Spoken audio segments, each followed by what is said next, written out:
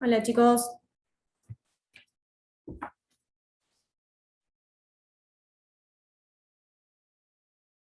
Hola, buenas tardes. voy a ir anotando a las personas que están presentes para poner el presente.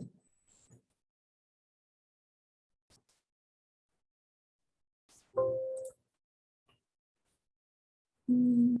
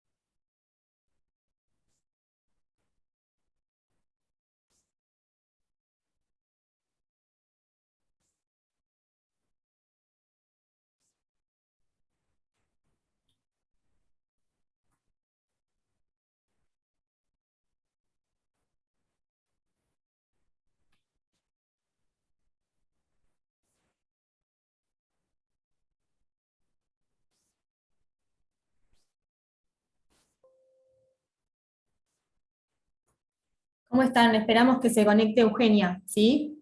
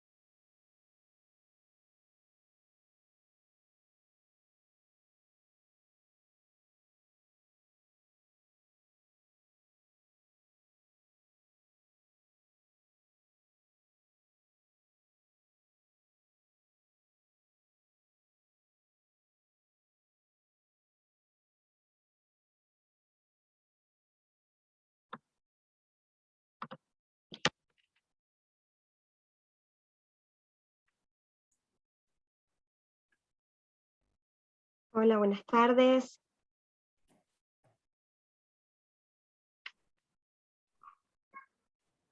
Buenas tardes.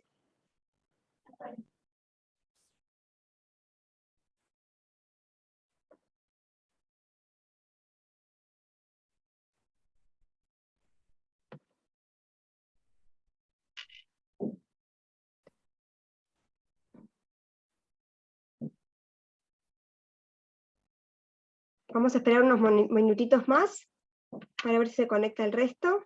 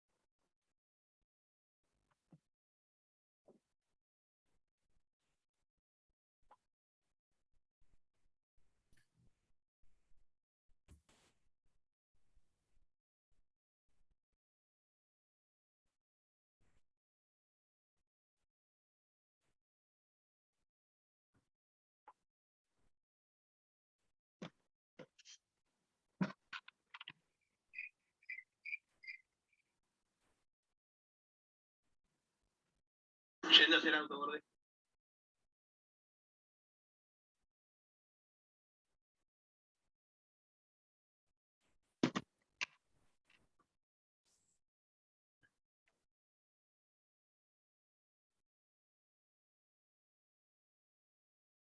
Bueno, vamos a comenzar por lo menos a presentarnos. Bueno, mi nombre es María Eugenia Spat, soy abogada, soy especialista en Derecho Penal, trabajo en el Tribunal Criminal número 2, con los doctores Simas, con Falcone, con Conti, con Dadín, con Mili, que está acá con nosotros. No sé qué más contarles de mí. Van a ver que vamos a tener unas clases diferentes, seguramente a las que suelen tener. Ya que estamos en nuestras casas, van a escuchar a mis hijos gritar, pedirme cosas, van a entrar corriendo, escándalos por momentos, así que desde ahora les voy pidiendo perdón, que son cosas que pasan y no se pueden controlar. Con nosotras van a ver lo que son los delitos contra la libertad, los delitos contra la libertad. No sé si han estado leyendo, viendo algo del tema que vamos a empezar a ver, ¿no?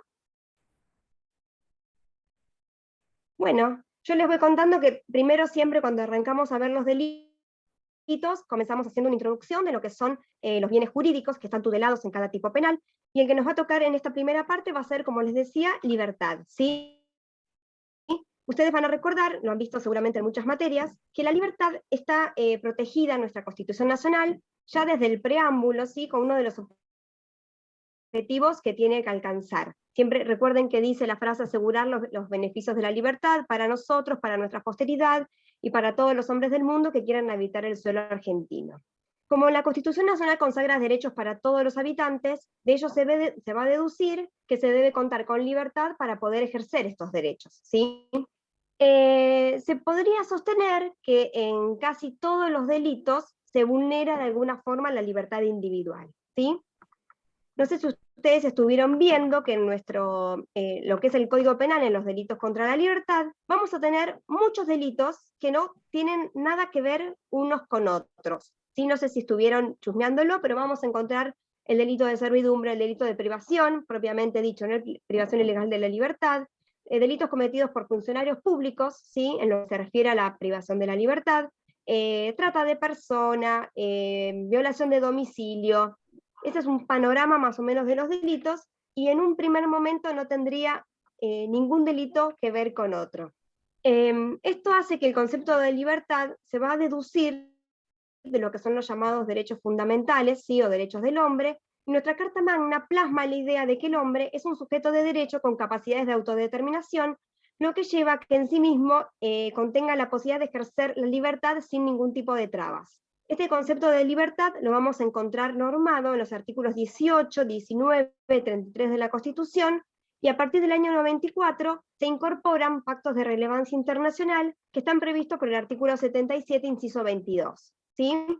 La libertad que protege nuestro Código Penal va a ser la libertad civil, que puede ser definida como el derecho que tiene todo ser humano a desarrollar sus actividades en su beneficio o en el de terceros, sin más limitaciones que lo que resulten indispensables para mantener el orden social y salvaguardar el derecho idéntico que compete a todos los demás. ¿Sí?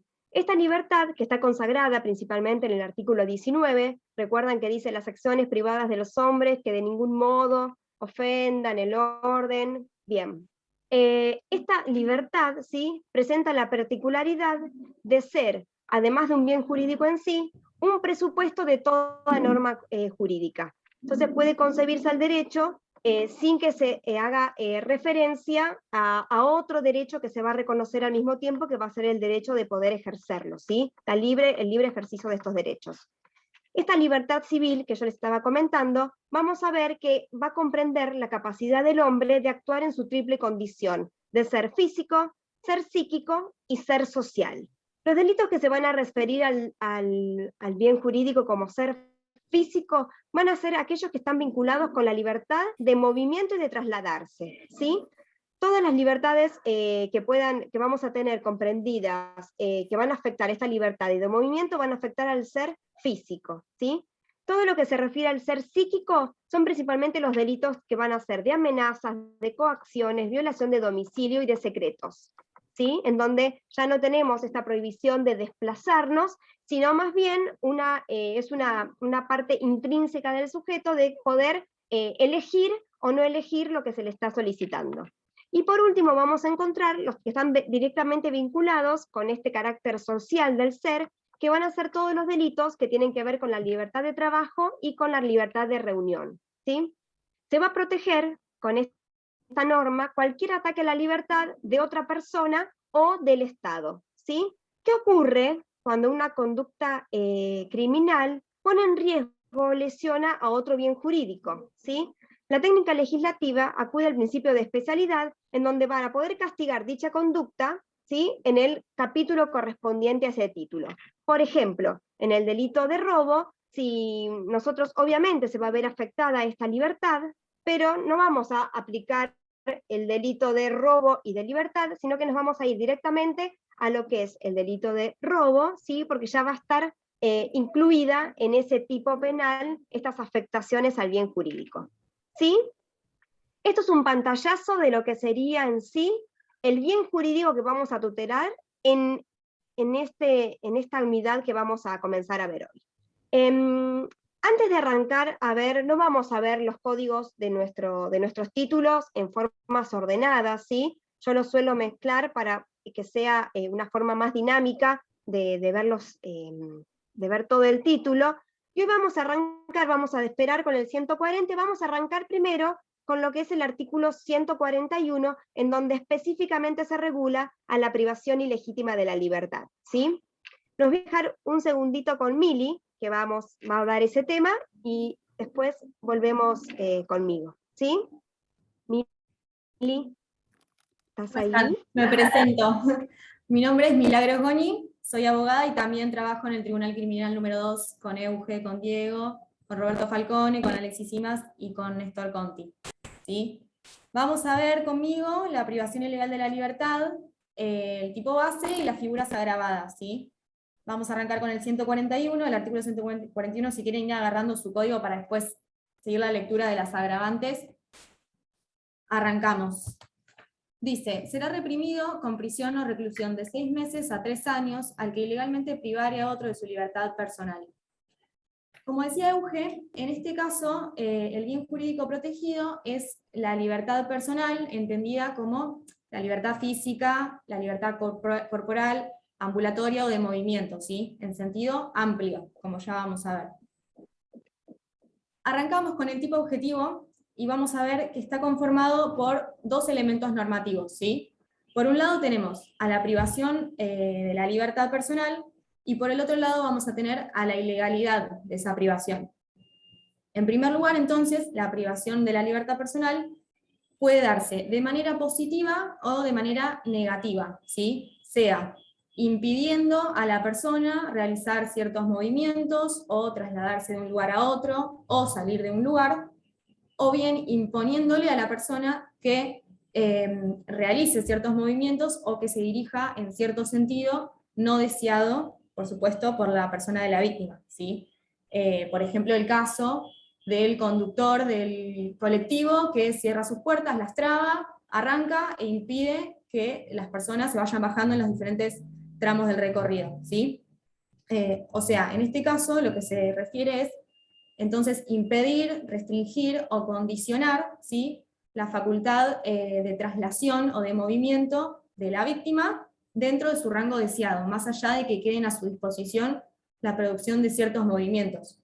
Por ejemplo, si a un paralítico le sacamos la silla de ruedas, probablemente pueda mover sus miembros superiores, pero no va a poder desplazarse de la manera que hubiera deseado, ¿sí? Y por el otro lado tenemos la ilegalidad de esa conducta, ¿sí? Es decir, que el autor, al momento del hecho, no tiene que tener ni la autorización ni la facultad para privar a la víctima de su libertad. Pero aparte, tiene que ser plenamente consciente de que no posee esa autorización. Y aún así, continuar con su acción. ¿Bien? ¿Hasta acá? Bien. En cuanto a los medios comisivos de este delito, la realidad es que existen un sinfín de conductas que podrían estar previstas, ¿sí? Algunas ya las mencioné, podría ser trasladar a la víctima a otro sitio, impedir su traslado, encerrarla en un lugar, impedirle a la víctima que efectúe ciertos movimientos, o imponerle a la víctima que realice esos movimientos. No sé qué están poniendo acá, ¿me escuchan bien? Bien.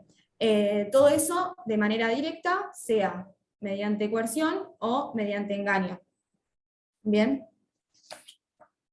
En relación al tipo subjetivo, como se imaginarán, por lo que les dije cuando hablé del segundo elemento normativo, se trata de un delito doloso, ¿sí?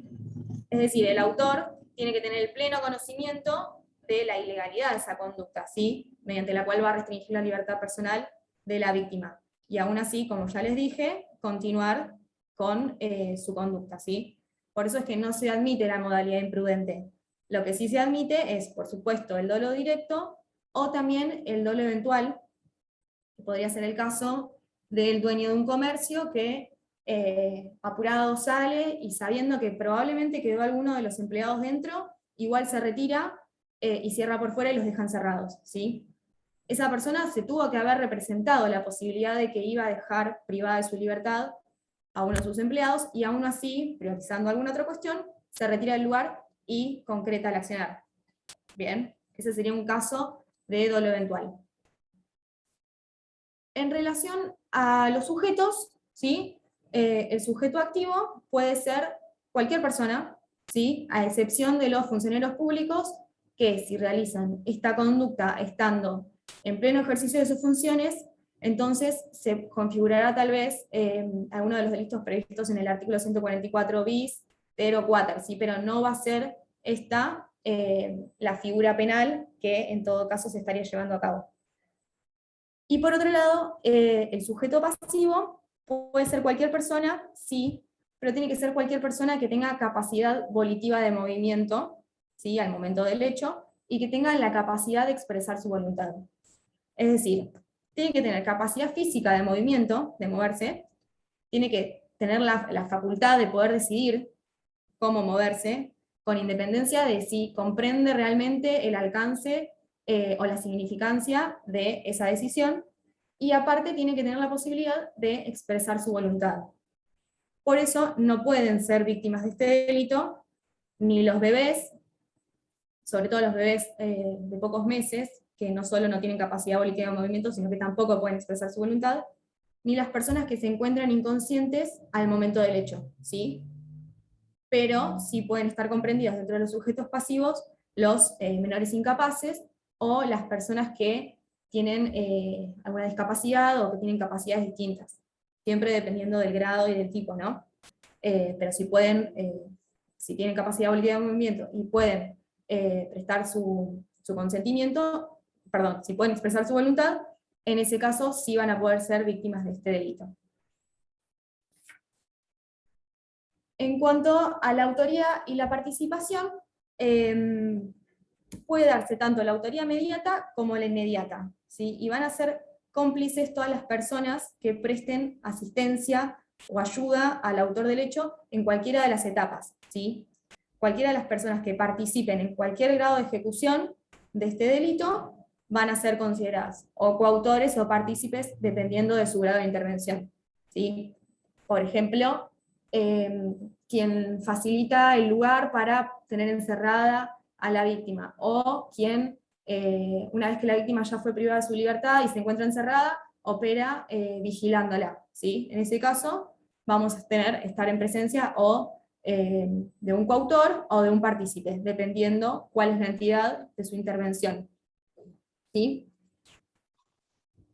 En cuanto a con la consumación y la tentativa, este es un delito que se consuma tan pronto como la conducta adquiera un carácter significativo. Y esto es bastante subjetivo, porque en realidad no es que se requiere un mínimo de tiempo en el que uno diga, ah, ya transcurrió ese tiempo, bien, ahí se consumó el delito. No, lo que va a requerir es que tenga un carácter significativo. Esto quiere decir que tenga una entidad suficiente como para poder aseverar que se está lesionando o se está restringiendo el bien jurídico de libertad, pero también como para poder determinar de alguna manera cuál es la intención del autor o cuál es su dirección de acción, ¿bien? Entonces, va a estar consumado cuando podamos ver que tiene una entidad suficiente para poder permitirnos estas dos cosas, ¿sí? Ese carácter significativo. Y es un delito permanente que va a durar en tanto perdure la privación de la libertad, ¿sí? Y va a cesar cuando cese la privación de la libertad. Por eso, como es un delito permanente, se admite la legítima defensa por parte de la víctima mientras se esté llevando a cabo, ¿sí? Y se permite también la tentativa, acabada como la inacabada. ¿Sí? ¿Ahí vamos bien? Una consulta. Sí. Dice que, bueno, acá leyendo el manual, dice que la consumación está en el momento en que se produce la privación de la libertad. Sí. O sea que, más que haya desistimiento, una vez la víctima ya fue privada de la libertad, el delito ya está consumado, ¿o no? Sí. A ver, no logro entender qué es lo que me querés decir. Si una vez que se privó de la libertad y tuvo una entidad suficiente, durante ese tiempo el delito ya está consumado, más allá que después de pasado un tiempo el autor desista. Durante ese tiempo se estuvo consumado el delito, sí. Ah, bueno, dale. ¿Bien? Muchas gracias. Bien, bien. Hay un ejemplo que vemos siempre, que es, antes lo dábamos siempre cuando teníamos presencial en las clases. Si estamos dando la clase y pasa el bedel y cierra con llave la puerta y nos deja privados de la libertad ¿sí? Porque en realidad la privación de la libertad no es solo de moverse, sino de querer salir en el caso que, o sea, si me obligan a permanecer en un lugar y yo quiero irme y no puedo, más allá que no me vaya, el delito está configurado, ¿sí? Lo que tienen esos casos es que la persona no se entera, ¿sí? Supongamos, si yo, salvo que yo quiera mover el picaporte, no me entero que el bedel me cerró la puerta, ¿sí? Él se da cuenta, baja un piso, uy, cerré la puerta, vuelve, abre la puerta del aula, ¿sí? En ese caso, más allá que el delito, ¿sí? Se configuró lo que es la privación legal de la libertad, no tiene una entidad como para afectar el bien jurídico, ¿sí? Más allá de que ninguno de nosotros quiso salir del aula, ¿sí? Si uno hubiera querido salir del aula y se ve que está impedido de salir porque está cerrada la puerta, sí tendríamos el delito, ¿sí? Porque ahí sí va a estar afectado el bien jurídico de una persona, ¿sí? ¿Queda claro? Bien. Gracias, Euge. Bueno, vamos a hacer alguna aclaración con respecto al consentimiento de la víctima. Como van a ver después con Euge, a diferencia del delito de servidumbre, en este caso, el consentimiento brindado por la víctima, ¿sí? En tanto esté dado libremente y no haya ninguna perturbación en su conciencia y demás, va a eliminar el tipo penal, ¿sí? En este caso, en el caso de este delito, y como la mayoría de los delitos, si no son todos, está caracterizado por ir en contra de la voluntad de la víctima, ¿sí? Sea o su voluntad de oposición o su ausencia de voluntad favorable. Entonces, en este caso, el legislador permite que, en caso de haber consentimiento de la víctima, se va a eliminar el tipo, ¿sí? Se vuelve atípica la figura. El consentimiento va a tener esa eficacia y esa validez desde el tiempo en que se da, perdón, desde el momento en que se da y por el tiempo en el que se concede, ¿sí? Si llegado un momento la víctima retirara el consentimiento, en ese caso, si el autor continúa con su conducta, se va a empezar en ese momento a ejecutar el delito, ¿sí? No sé si alguna vez alguno de ustedes, ahora hace un tiempo que estuvo tan de moda, fue una sala de escape. ¿Fueron? Sí, ¿Nadie fue? Sí. sí, sí. Bueno, no sé cuál habrá sido vos, pero por lo menos a la que fui yo, el juego arrancaba estando esposada, ¿sí? Yo en ese caso di mi consentimiento para estar durante el tiempo que duraba el juego, que era 1 hora, así. Pero, si por ejemplo, durante el tiempo que dura el juego, yo me quisiera ir o me agarrara ansiedad o lo que sea, y yo retirara mi consentimiento y le dijera a la persona que está a cargo, mira, me quiero ir, y esa persona no me abriera la puerta y continuara yo encerrada, en ese caso, lo que era un juego pasaría a estar ejecutándose el delito de privación ilegal de la libertad, ¿sí? Por eso, el consentimiento tiene la validez durante el tiempo que se presta. Aunque hay parte de la doctrina que cree que el consentimiento pierde esa validez si por el tiempo que dura la privación o por el modo o por el fin que se persigue, se lesionan principios de derecho público. ¿Sí? Ahí estaríamos terminando con el 141 y pasaríamos al 142, que son las figuras agravadas. Si quieren, ahora vayamos leyendo, así no se pierden. El artículo dice: se aplicará prisión o reclusión de 2 a 6 años al que privare a otro de su libertad personal cuando concurra alguna de las siguientes circunstancias. Si el hecho se cometiera con violencias o amenazas o con fines religiosos o de venganza. 2. Si el hecho se cometiere en la persona de un ascendiente, de un hermano, del cónyuge o de otro individuo a quien se deba respeto particular. 3. Si resultare grave daño a la persona, a la salud o a los negocios del ofendido, siempre que el hecho no importe otro delito por el cual la ley imponga pena mayor. 4. Si el hecho se cometiere simulando autoridad pública u orden de autoridad pública. Y 5. Si la privación de la libertad durare más de un mes. Bien, entonces tenemos 5 tipos de agravantes distintos. El primer grupo, que está en el inciso 1, son las agravantes por la intención del autor, ¿sí? Tenemos violencia, amenazas, fines religiosos y venganza. La violencia es el despliegue de una energía física sobre otra persona, sea sobre el cuerpo de la víctima o sobre un tercero que intenta repeler la acción, ¿sí?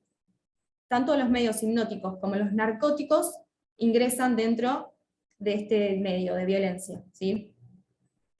Pero la violencia va a absorber solo aquellas lesiones que están necesariamente presupuestas dentro de la misma, ¿sí? Que pueden ser como pequeñas escoriaciones o esquimosis, raspones, moretones, ¿sí? Pero si ya se genera alguna lesión de mayor entidad o más grave, entonces probablemente se estaría cometiendo el delito de lesiones que concurriría materialmente con el delito de privación ilegal de la libertad. Entonces, la violencia solo comprende a estas lesiones que son más bien superficiales. Después la amenaza es el anuncio de un mal grave para la víctima o para un tercero, ¿sí? Que puede llegar a ser que la víctima, con tal de no ser pasible de ese daño que se le dijo que va a sufrir, tuerza su modo de acción, ¿sí? Con tal de no sufrir ese daño, bueno, realiza la conducta que la persona le exige. Después tenemos los fines religiosos, ¿sí? Entonces, en este caso, aparte del dolo necesario por parte del autor, se va a requerir que persiga fines religiosos. En este caso no hace ninguna distinción en cuanto a la religión, ¿sí? Se entiende la religión en el sentido amplio. Y tampoco es necesario que se concrete el fin que persigue el autor, sino simplemente que esa sea su motivación para llevar a cabo el hecho. Y por último tenemos la venganza, ¿sí? Que la distinguimos del odio, porque la venganza es la reacción del autor frente a un daño o un agravio supuesto o existente. Después, en el inciso 2, tenemos el agravamiento por el vínculo, ¿sí? Tenemos el cónyuge, el hermano, el ascendiente y otras personas a quien se da un respeto particular. Aunque esta última frase parezca media vaga, ¿sí? Es una enumeración taxativa. Tenemos, en primer lugar, el cónyuge, ¿sí? Que es los matrimonios celebrados conforme a la ley vigente. Acá no entra ni el concubinato, ni los matrimonios simulados o aparentes. Respecto al hermano, al ascendiente, no hay ninguna aclaración particular que hacer. Como verán, está excluido el descendiente, ¿sí? Por el legítimo ejercicio de autoridad, ¿sí? Que se supone que los padres tienen sobre sus hijos, que emerge del artículo 34, inciso 4 del Código Penal, ¿sí? Siempre que esto sea realizado en forma moderada y que no se produzcan abusos, ¿sí? Porque si esto sucediera, habría que ver qué otro delito se podría estar configurando, ¿bien? Pero en principio, acá los descendientes no ingresan. Y cuando se hace referencia a otro individuo a quien se da un respeto particular, acá no es que ingresan todos los otros vínculos, sino que se cree que a las personas que hace referencia son a los maestros o a los ministros de culto, ¿sí? Y decimos que es taxativa esta enumeración y que no ingresan todo el resto de las personas, los vínculos, los noviazgos, las parejas, demás, dentro de este último grupo, porque cuando se produjo la reforma del artículo 80, inciso 1, que es donde están regulados los homicidios agravados por el vínculo, donde se introdujeron un montón de sujetos que no estaban anteriormente, no se hizo lo mismo con este artículo. Entonces se entiende que la decisión del legislador fue precisamente conservar a este grupo de personas dentro de esta agravante. Después, en el inciso 3 tenemos las agravantes por el resultado. Bien, acá la mayoría de la doctrina entiende que se trata de una figura preterintencional. ¿Por qué? Porque el resultado excede a el que se planteó el autor al momento de llevar a cabo su conducta criminosa, digamos. Cuando se hace referencia a las lesiones que se producen, tienen que sí o sí ser lesiones preterintencionales, que no estuvieron abarcadas ni directa ni indirectamente por el autor cuando se propuso llevar adelante este delito, ¿sí? Por ejemplo, la enfermedad que puede contraer la víctima en el lugar donde fue encerrada, ¿sí? Ese resultado no fue ni pudo haber sido previsto por el autor. ¿Bien? Y cuando se hace referencia al grave daño a los negocios, ¿sí? Se hace referencia a un perjuicio patrimonial que se le causa a la víctima producto de la privación ilegal de la libertad, y esto supone tanto el daño emergente como el lucro cesante, ¿sí?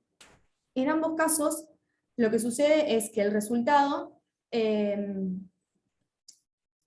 a que se lesione un bien jurídico distinto al de la libertad, ¿sí? En el primer caso, la salud; en el segundo, el patrimonio, ¿sí? Y que este resultado excedió a la intención del autor inicial, digamos. En el inciso 4 tenemos el agravamiento por simulación de autoridad, ¿sí? Esto es muy sencillo, ¿sí? El autor en este caso o finge poseer la calidad de funcionario público o finge poseer una orden de una autoridad competente. Bien, típico caso, la persona que está disfrazada de policía y finge tener una orden de detención, que por supuesto es falsa, y eso lo utiliza para privar de la libertad a la víctima. Bien, entonces acá sí o sí tenemos un ardid, ¿sí? Tiene que haber un engaño. Y si la víctima no cayera en ese engaño, digamos, no se va a configurar la agravante. ¿Bien? Así que es necesario que la víctima crea en esa manipulación de los hechos que hace el autor para que se configure la agravante. Y por último, tenemos el agravamiento por el tiempo, ¿sí? Se va a agravar el tipo base si la privación de la libertad durase más de un mes. Cuando nos referimos a un mes, esto va a ser los plazos van a ser contados, es mes calendario, que no necesariamente tiene que tener 30 días. O sea que si la privación durara clavado un mes, va a estar la figura básica. Si durase un mes y un día, en ese caso, ahí ya vamos a tener la figura grabada. ¿Bien? Bien, gracias. Con eso finalizamos este delito. Bien, ¿queda alguna duda de esto? ¿No? Bien, agregarles nada más que todas las circunstancias que Miri nombró, que eran necesarias, requisitos para el 141, implican que si tenemos la agravante del 142, se va a dar todo lo que nombró del 141 más el inciso específico. ¿Sí? Pues alguna pregunta. Nosotros teníamos pensado hacer un práctico de esto, habíamos pedido que nos habiliten para armar salas, no lo hicieron. Así que no sé si ustedes, alguno quiere pensar en este momento, antes lo íbamos a hacer en grupo, ahora sería en forma individual, algún caso específico que solamente contemple una de las circunstancias agravantes. De cualquiera de los incisos.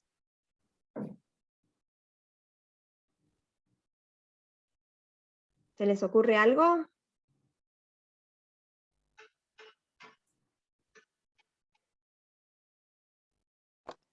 Si una persona se hace pasar por oficial público, o sea, sería el agravante por simulación, y engaña, digamos, a las personas para ingresar a la casa y con la intención, digamos, de secuestrar a una de las personas presentes ahí, ¿podría ser? Ahí ya tenemos secuestro, Sí. Violación de domicilio, robo, todo. Vamos específicamente, por eso decía, vamos a armar casitos en donde solamente tengamos ese inciso que estamos eligiendo. Abigail está eligiendo el inciso 5. ¿No? ¿El 5 elegiste? Sí, no, el 4. el agravante por simulación de autoridad pública. Sí, el 4. El 4. Podría ser que entonces, Abigail dice que Pedro, simulando ser un policía, detiene a Maxi. ¿Algo así? ¿Sería tu Algo caso? así. Claro, el mío era más complejo porque involucraba más tipos Claro, penales, pasa que pero... secuestro ya no. Sí, sí, bien. Claro, pero secuestro no. Secuestro, si hablamos de secuestro, no estamos en el 141 ni en sus agravantes, nos vamos al 142 bis. Entonces, si vamos a hablar de privación de la libertad, figura básica, como dijo Mili, la privar es... ¿Qué es privar? ¿No? Limitar la libertad de la persona. Entonces, privar, y el secuestro implica otra acción típica totalmente distinta que lo vamos a ver en las clases siguientes. Necesitamos a alguien que prive de la libertad, ¿sí? Que no deje actuar a la persona. Es un grupo con poca imaginación, por lo que veo. O no se Puede animan, ser. están tímidos. A ver, Vanina. Puede ser que, por ejemplo, uno de mis hijos encierre al otro en la habitación con llave. ¿Y qué agravante tendríamos ahí? Y el primero, por el vínculo, serían hermanos. ¿Y cuánto tiempo lo cierra en la habitación? Un mes, ya tiene 2. Apa. Lo estaría matando. Lo cierra en la pero- habitación y él quiere salir. Exactamente. Uno no puede salir y nosotros no estamos, pongámosle, están solos en la casa y quedan encerrados. Quiere ver televisión tranquilo, el hermanito menor lo molesta, listo, te encierro en la habitación. Algo así. Exacto. Perfecto.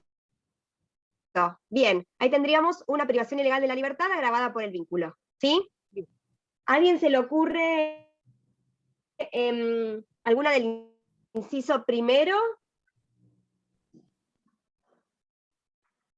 ¿No? Un A ver, caso sería Santiago. que nada, el autor del delito a la hora de llevarlo a cabo le dice a la víctima que si no viene con él, le va a matar a toda la familia. ¿Sería una amenaza? Sí.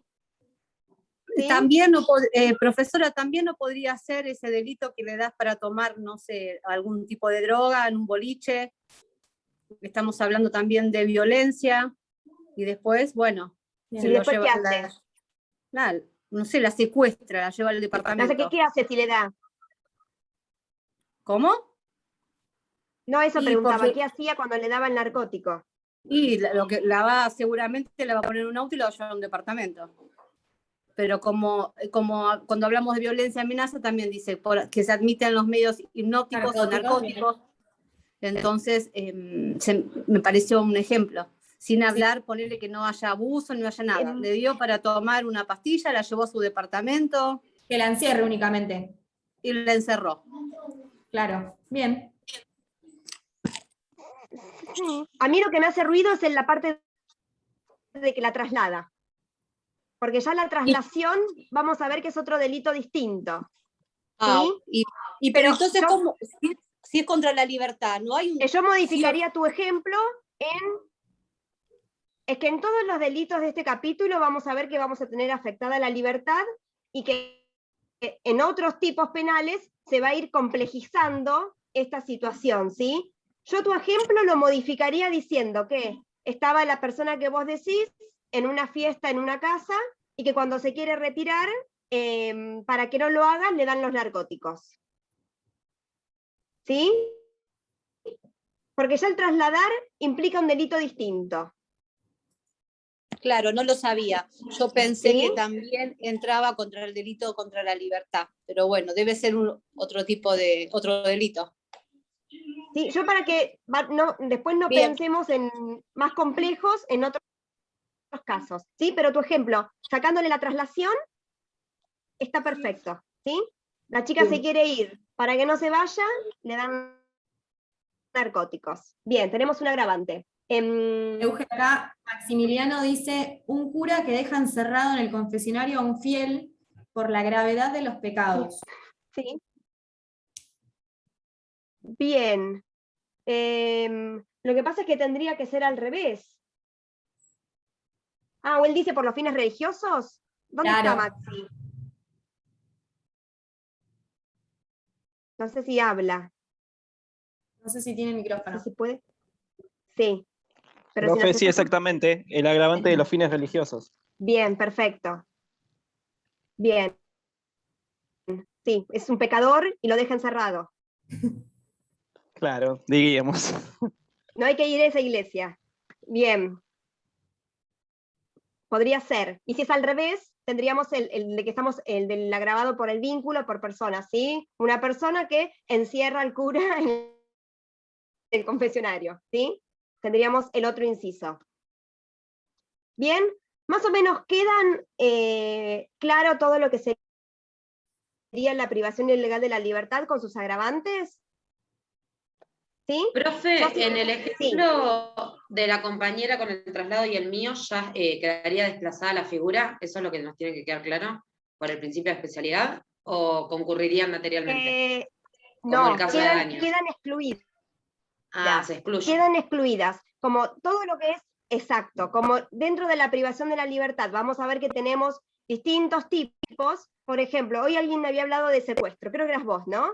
¿Sí? Si es un secuestro coactivo, vamos a tener el 142 bis, ¿sí? Donde vamos a tener un delito medio, que es esta privación, y un delito fin, que es la coacción. No quiero adelantarme para no confundirlos, pero más o menos sería algo así. Y en el caso de que se esté solicitando dinero, sería un secuestro extorsivo, ¿sí? Que está en el artículo 170. Son figuras distintas. Más allá que en todas están afectadas la libertad, no implica que sea eso específicamente lo que se está protegiendo en este momento. Recuerden que yo les dije cuando empezamos a hacer lo que era la definición de esta libertad, que todos los delitos de nuestro Código Penal tienen afectada la libertad, ¿sí? La libertad es un derecho fundamental de todo ser humano. Entonces, si a mí me entran a mi casa a robar, están violando mi libertad, ¿sí?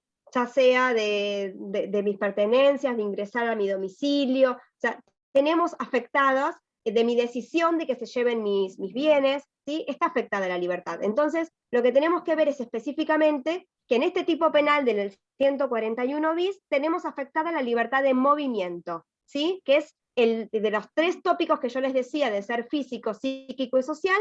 El que está afectado es el primero, el físico, esto de movimiento y trasladarse. En cambio, en los secuestros, más allá que yo tengo esta privación de movimiento, obviamente, porque la persona está retenida, vamos a ver en otras clases que lo que está afectado, en primer lugar, es el ser psíquico de la víctima, ¿sí? De esta decisión de tener que elegir van a ver que en el supuesto siempre es en un hacer o un no hacer. Entonces, si la víctima tiene que elegir esto a cambio de la libertad de la persona, más allá que esté privado de la libertad, lo que está primando es este ser psíquico de elección, ¿sí? Entonces, por eso la figura se desplaza. Y así con todos los delitos vamos a ver que de alguna forma siempre la libertad va a estar comprometida, pero tenemos que ir viendo qué es realmente lo que la norma está tratando de proteger, ¿sí? Bien. Entonces vamos a comenzar ahora con lo que es el delito de servidumbre, ¿sí? Y esclavitud, que está previsto en el artículo 140 de nuestro Código Penal. Nosotros vamos a ver que este tipo penal fue modificado, ¿sí? Hace poquito, en el año 2012, y previamente a esto había una discusión que se hacía dogmática a ver si, qué quería decir el artículo, si hablaba de la esclavitud, era toda una confusión que se generaba. Esto es un tipo penal que la verdad es que no es de los que más se utilizan, no es que se ven delitos de servidumbre o de esclavitud con frecuencia, pero no quiere decir que no se lleven a cabo, ¿sí? Nuestra Constitución, como ustedes saben, dice, ¿sí? En sus artículos, que no podemos tener esclavos, ¿sí? No, está prohibido tener esclavos. Fue derogado todo el sistema de la esclavitud hace 1800 años. Van a ver que va a haber una convención específica de la esclavitud, ¿sí? Y del trato y de trabajos forzados, en donde va a proteger a las personas, y siempre lo que se dice es que ninguna persona puede ser esclavo, porque el ser esclavo implica que la persona no tenga esta capacidad de autodeterminación. Y si una persona no puede autodeterminarse, deja de ser persona. Entonces, nadie puede querer ser esclavo, ¿sí? Antes el código decía reducir en servidumbre o condición análoga, y se discutía si esta servidumbre implicaba o no implicaba una libertad. Muchos de los autores decían, no implica lo mismo ser un siervo que ser un esclavo, porque esclavos no se puede, ¿sí? Nuestro código no puede utilizar esto como sinónimo porque nuestra Constitución prohíbe la esclavitud, entonces no podría haber esclavos en la Argentina. Cuando se hace esta reforma, se aclara específicamente, salvando esta discusión que se había generado durante años, que el delito implica servidumbre o esclavitud, y los utiliza como sinónimos, ¿sí? Tanto el esclavo como el siervo tienen que dejar su condición de autodeterminación para poder pasar a ser una cosa, ¿sí? Para la persona para la cual están bajo su dominio, ¿sí? Vamos a ver que en esta figura vamos a tener 4 acciones típicas que están diferenciadas en nuestro artículo. Vamos a tener en el primer párrafo lo que es la primera acción típica, y específicamente cuando dice reducir a una persona a esclavitud de servidumbre, esa es la primera acción típica, que es reducir, ¿sí? Reducir es artículo 140. Reducir es poner a la persona bajo el mando de otra, ¿sí? Y con estos conceptos de que esclavitud y servidumbre serían sinónimos, entendemos que reducir a servidumbre es poner a una persona como cosa bajo el dominio de otra, ¿sí? Entonces, la persona que hace esta acción típica de reducir, que puede ser cualquier sujeto, no tenemos que tener una calidad especial en la persona, tiene que doblegar a otro a hacer una cosa para él. Esto va a implicar que esta reducción vamos a poder tener situaciones en donde se puede llegar a dar la tentativa, ¿sí? Todos los actos preparatorios y situaciones que yo genero para lograr que esta persona sea mi esclava, vamos a tener un delito tentado, ¿sí? Hasta que no se consuma, no se efectiviza esta reducción, no vamos a tener el delito consumado. ¿Qué sucede entonces cuando una persona da su voluntad para ser reducida a servidumbre o esclavitud?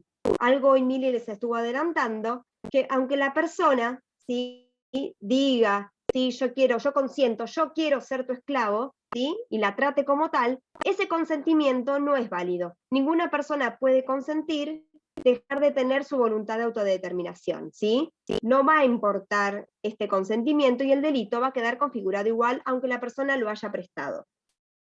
Esta es la primera situación que nos da, la de reducción a la servidumbre. La segunda situación que tenemos es el que recibiere, ¿sí? Recibir implica acoger a una persona, pero que ya está reducida, ¿sí?, en esclavitud o en servidumbre, y la recibo para mantenerla en esa situación. Eso implica 2 situaciones. Si yo recibo a esta persona, que ya está reducida, sí tiene que sí o sí estar reducida, si yo tengo que terminar de reducirla, no hay esta segunda acción típica, sino que somos coautores de la primera, ¿sí? Si esta persona yo la recibo, y la recibo para liberarla, la conducta se vuelve atípica, ¿sí? Yo solamente cometo esta segunda acción típica en la servidumbre si yo recibo con la intención de mantenerla. Entonces, en lo que sería el tipo subjetivo de este tipo penal, no solamente tengo que querer recibir a la persona, sino también saber que ella es un esclavo o un siervo, ¿sí?, y lo quiero mantener en esa situación. Acá la situación de la tentativa es mucho más difícil, ¿sí? Porque yo una persona o la recibo o no la recibo, no tengo grises, ¿sí? Entonces, específicamente en la cuestión esta segunda, tendríamos que la tentativa no sería posible. Fíjense que el artículo sigue diciendo el que obligara a una persona a realizar trabajos o servicios forzados o a contraer matrimonio servil. Estas son 2 acciones típicas distintas, ¿sí? La primera de ellas es obligar, ¿sí?, a otra persona a realizar trabajos forzados.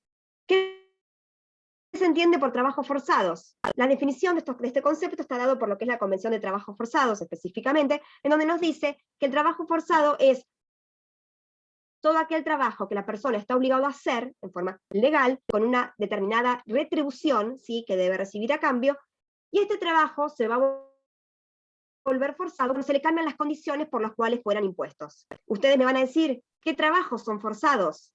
¿A alguno se le ocurre alguno?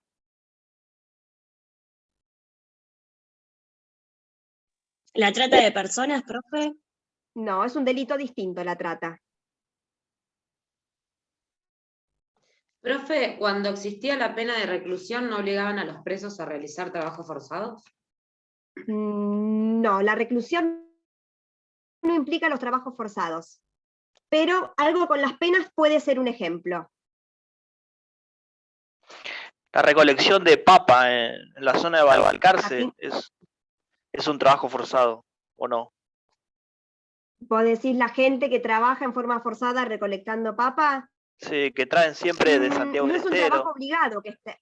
No, para mí eso es directamente la primera parte, ¿sí? Yo más pienso en trabajo, piensen en un trabajo que puede ser forzado legalmente, ¿sí? Y que después se convierte en esto que estamos hablando porque cambian las condiciones que se le impusieron. A mí se me ocurren dos. Siempre se me suele ocurrir una sola y hoy estoy creativa y se me ocurren dos. La primera se me ocurre cuando tenemos, por eso le decía, ¿quién me había dicho hoy? ¿Abigail era que me dijo lo de la pena? No. Claro, Brisa. se me vino eso Sí, porque de era acuerdo a la vos. diferencia. Oh, sí, bien. Es parecido. Yo me imagino, en los casos en donde se impone trabajos comunitarios, ¿sí? Por una pena específica, y digo, bueno, fulanito tiene que realizar 400 horas de trabajo comunitario en tal comedor, pintando paredes, por ejemplo, porque si nosotros no cumple esa condición que le ponemos, se le revoca esa pena condicional y tiene que cumplir pena efectiva, ¿sí? Entonces, él hace el trabajo comunitario y la persona a la cual, donde está realizando los trabajos comunitarios, ¿sí? La obliga a practicar otros trabajos en esa condición, ¿sí? Que no estaban previstos antes. Entonces se convierte un trabajo que estaba obligado a realizar en forma legal en trabajos forzados del artículo 140. Y otro que se me ocurre, que puede ser un trabajo forzado legal, ¿sí? No estoy diciendo ilegal, va a denotar mi edad esto que voy a decir. ¿Se acuerdan cuando había servicio militar obligatorio?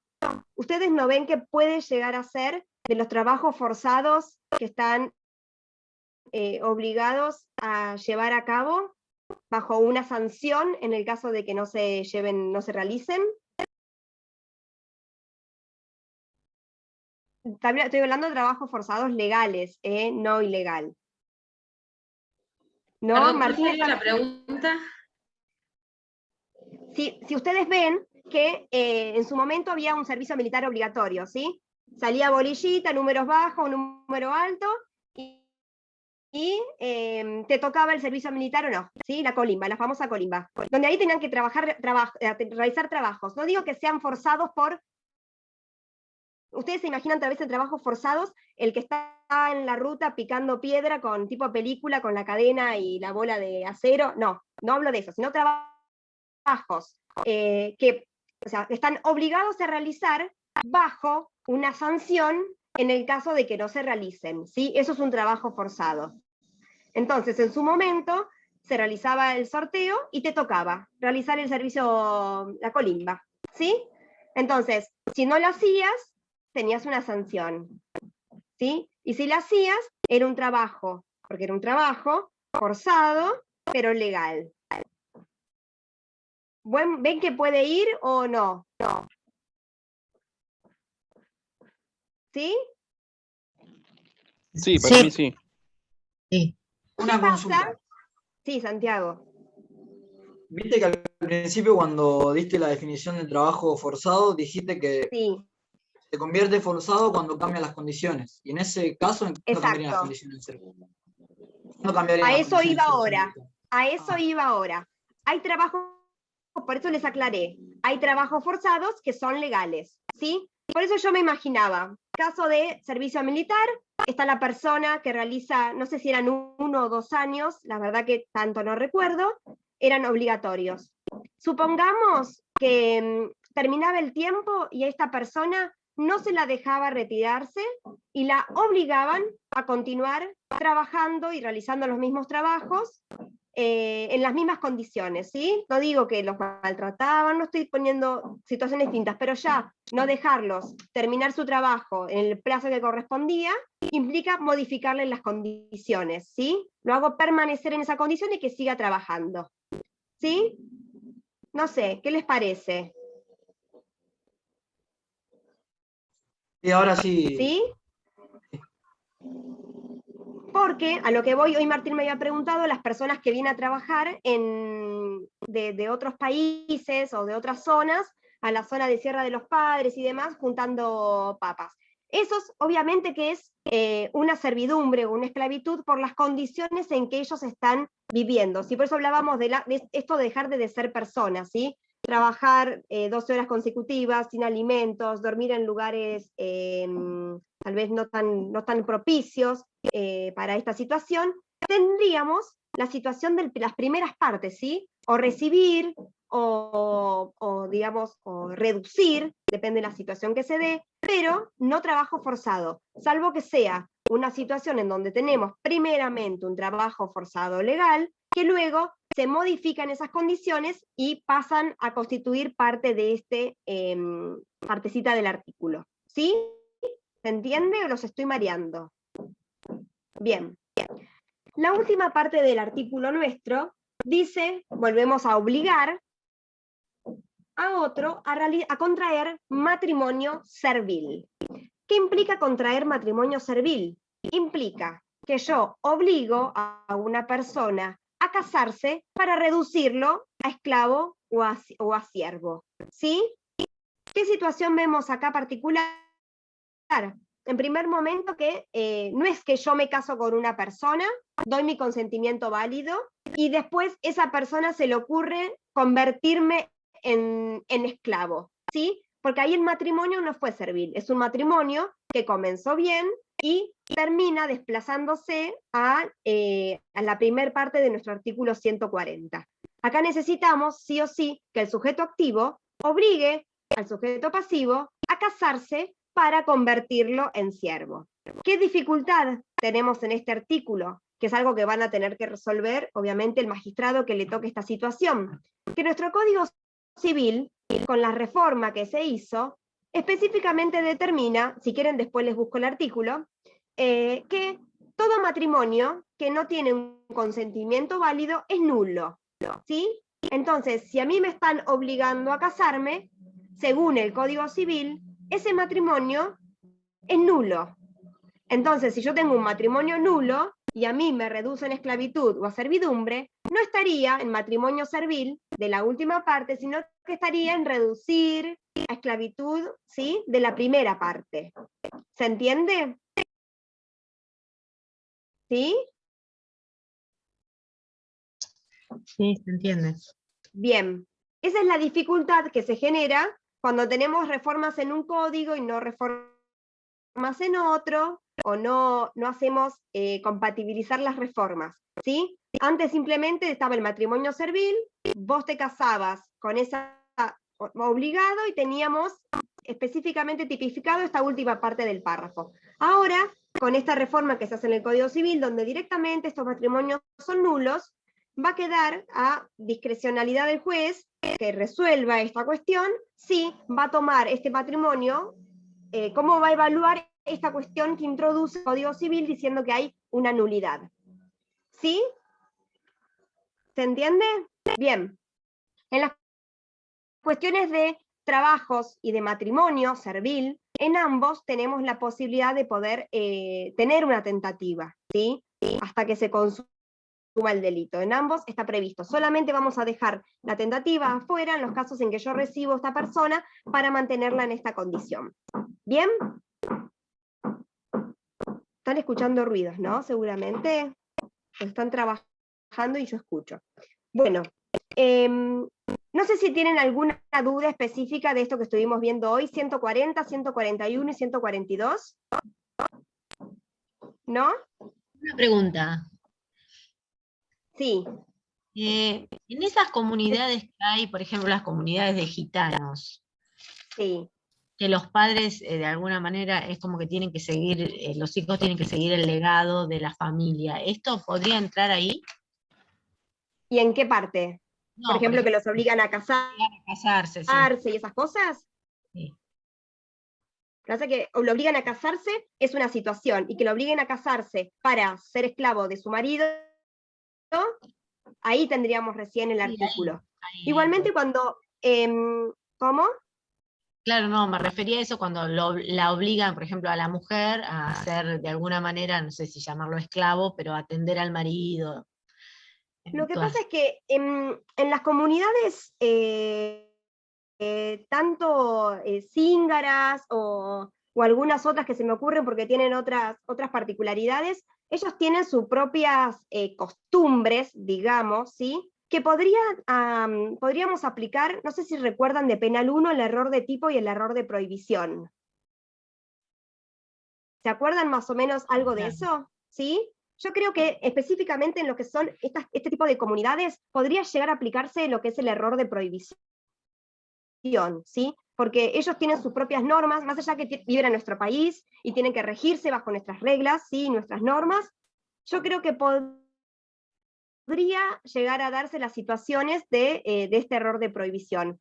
No sé, Mili es muy joven, pero nosotros tuvimos hace muchos años en el tribunal una causa en donde se daba una situación algo así como lo que planteaste recién, en donde creo que eran bolivianos, no quiero mentirles, pero era una comunidad, me parece que eran bolivianos, algo así, ambas familias que estaban viviendo acá en la ciudad, y habían obligado a casarse a la hija que tenía, no sé si 14, 15, no quiero mentirles y darles datos falsos, pero era menor de edad, con un amigo del padre, que era un señor obviamente mayor, unos 40 años, y llega la causa al tribunal no porque la hija se había casado, sino por el abuso sexual, ¿sí? Porque era una menor que no podía consentir, debe haber tenido 14 años, no podía consentir. Ya vieron abuso con el doctor Falcone, ¿no?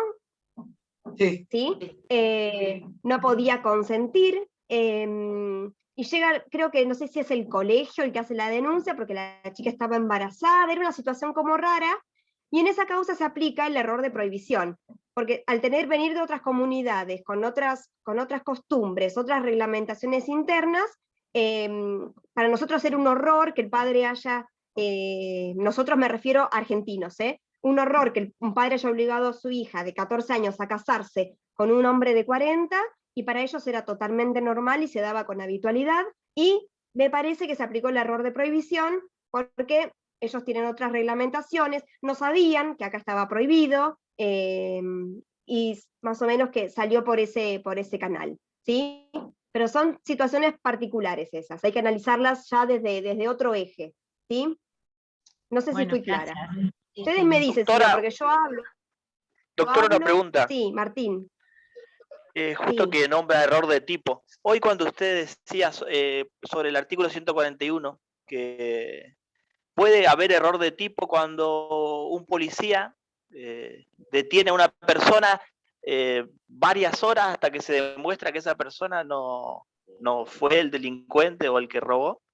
Lo detiene pensando que era el delincuente porque tenía las mismas características, era el mismo color de la ropa, lo detiene varias horas, después se demuestra que esa persona no era el que cometió el ilícito, pero estuvo retenida muchas horas hasta que se demostró eso.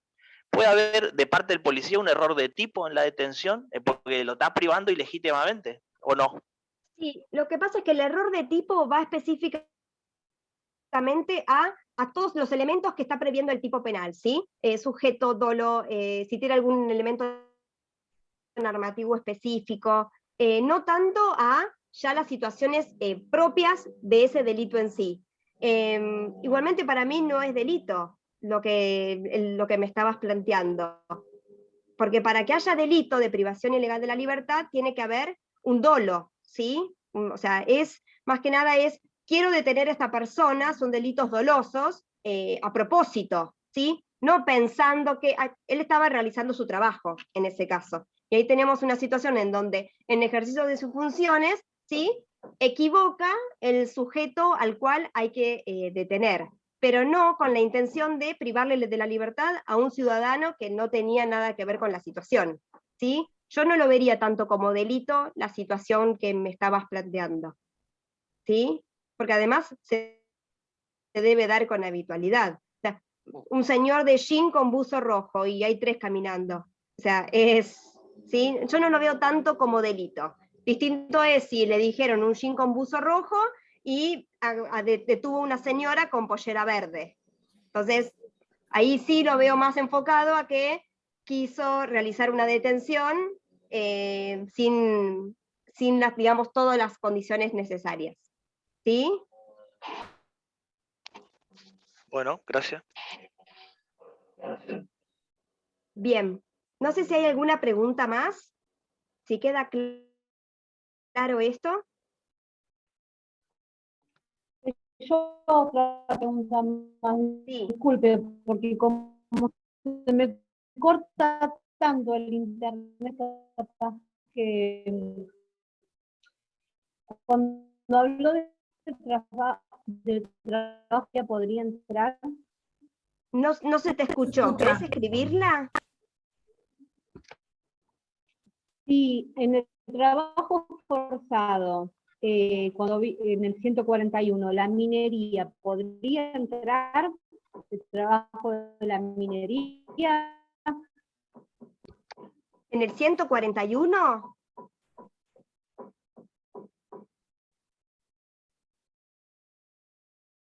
Lo que entendí es que preguntó si la minería podía ser considerada trabajo forzado. ¿Eso quisiste decir?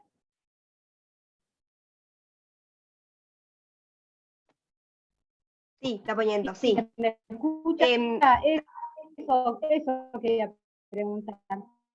Digamos, el trabajo forzado no importa qué trabajo sea, ¿sí? Porque no sé por qué vas a la minería. Puede ser de artículo 140, no trabajo forzado.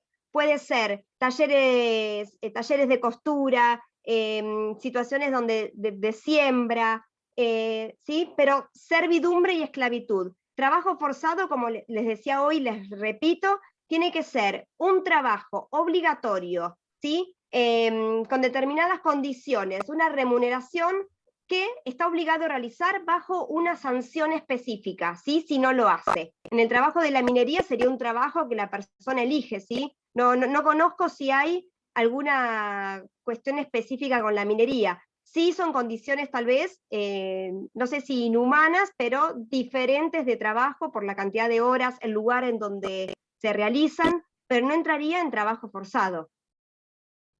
¿Sí? No sé si el perfecto lo puso ahora o antes. Bien. Ahí está. Bueno, Profe, la obligación sí. del trabajo forzado tiene que ser impuesta por el Estado, o sea, hoy vimos ese ejemplo, pero... Exacto. Sí. Sí, yo no puedo obligar a una persona a realizar trabajos forzados, tiene que ser una entidad, ¿sí?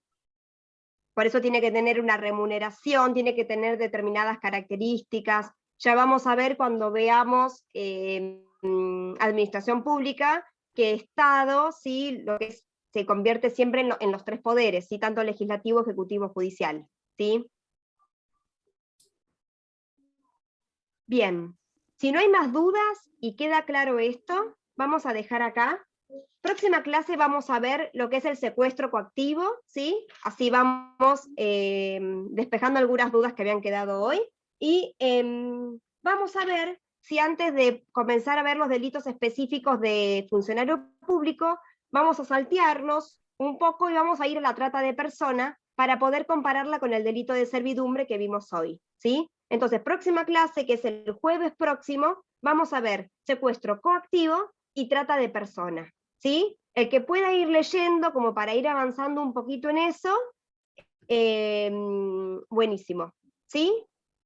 Chicos, antes que se desconecten, para poner el presente tengo a una persona que se llama José o José, sin apellido. Necesitaría... Canale. ¿Cómo? Canale. Canale. Sí. Sí, Había otra doctora. chica, ahí está, perfecto. Y había otra chica que figuraba como iPhone de Constanza, y hay dos Constanzas en el listado. A ver. Yo me los anoté, pero... Yo tengo el listadito de los que pasaron al costado el presente. Ah, bueno, vamos a ver si está ahí después. Disculpe, profesora. Fabián Guerrero lo anotó, lo puse por, Sí. Sí, el chat. yo lo tengo anotado. Muchas gracias. Ahí está. Eso les aclaramos, ¿sí? Hola, buenas No sé si tardes. seguramente se los han dicho que vamos a empezar a tomar asistencia a partir de esta semana. Tienen que tener un 75% de asistencia para poder rendir el parcial y son hiper estrictos en eso. Así que el que entra tarde, acuérdese de dar el presente, porque si no, creo que son 3 clases que pueden estar ausentes nada más, si no después no van a poder rendir, ¿sí? ¿Te puedo hacer una pregunta? Sí. Porque yo mandé privado a CIMAS por el campus, porque los días de la plenaria yo me tengo que retirar media hora antes. No sé si tengo que Bien. dejar alguna constancia o... No pasa nada. Porque tomaron asistencia después en las clases. Sí, yo le aviso igualmente, ¿lo toma después? Sí. Bueno, yo le aviso a CIMAS para que lo mire el mensaje. Gracias. ¿Sí? Profe, yo Pero entré. Fátima sí está el presente. ¿Estás leyendo el costadito, Mili? Sí. Bien. Santiago, ¿cómo? Al comienzo de la clase van a tomar presente porque yo entré 5 minutos tarde, igual lo mandé ahí en el chat. No, tranquilo, tranquilo. Fuimos Yo anotando a todas las te que se tomé van por lo que conectando. anotaste. Sí, habitualmente, sí, tomamos al principio por lo general, ¿sí? Pero igualmente estamos anotando los que van poniendo. ¿Sí? Bien. Entonces nos vemos el próximo jueves con secuestro coactivo y trata de personas. ¿Sí? Bien. Que tengan entonces un buen fin de semana. Gracias. A Valle, Mili. Sí, están todos. Están Bien. todos. La Listo, duda era con gracias. esa chica que no tenía apellido. Bien. Ahora te escribo. Gracias. Listo, chicos, adiós. Hasta luego, muchas gracias. Chau. Cierro, Mili. Sí, dale.